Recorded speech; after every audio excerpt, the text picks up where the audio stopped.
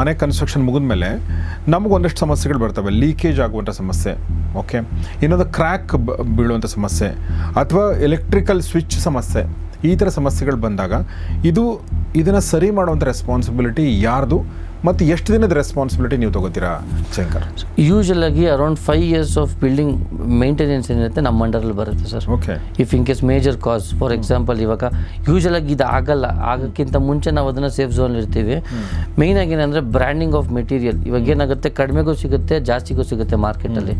ನಾವು ಮಾರ್ಕೆಟಲ್ಲಿ quality maintain ಮಾಡಬೇಕಂದ್ರೆ ಅಫ್ಕೋರ್ಸ್ ಕಾಸ್ಟಿಂಗಲ್ಲಿ ಅದೇ ಥರ ನಾವು ಇದು ಮಾಡಬೇಕಾಗತ್ತೆ.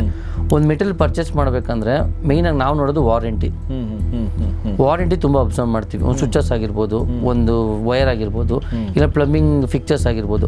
ಇವೆಲ್ಲ ನೋಡೋದ್ರಿಂದ ಏನಾಗುತ್ತೆ, ಆ್ಯಸ್ ಪರ್ ಏನು ವಾರಂಟಿ ಕೊಟ್ಟಿರ್ತಾರೆ ಆ ವಾರಂಟಿ ಫಾಲೋಅಪ್ಪಲ್ಲೇ ಹೋಗ್ತೀವಿ.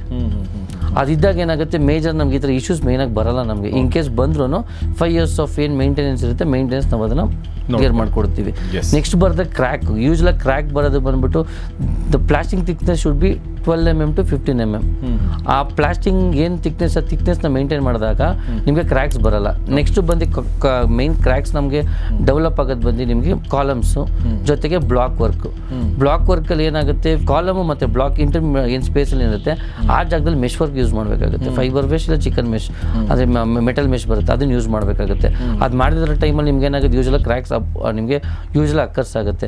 ನೆಕ್ಸ್ಟ್ ಬಂದು ಒಂದು ಕಾಲಮಿಂದ ಒಂದು ಬ್ಲಾಕಿಂದ ಒಂದು ಬ್ಲಾಕ್ಗೆ ಒಂದು ಮೆಜರ್ಮೆಂಟ್ಸ್ ಅಂತ ಇರುತ್ತೆ. ಆ ಮೆಜರ್ಮೆಂಟ್ ಲೆವೆಲಲ್ಲಿ ನಾವು ಅದನ್ನ ಕನ್ಸ್ಟ್ರಕ್ಟ್ ಮಾಡಿದಾಗ ನಿಮಗೆ ಕ್ರ್ಯಾಕ್ ನಿಮಗೆ ಯೂಶಲಾಗಿ ಆಗಲ್ಲ. ಅದನ್ನು ಪ್ರತಿಯೊಂದು ಅಬ್ಸರ್ವ್ ಮಾಡಬೇಕಾಗುತ್ತೆ.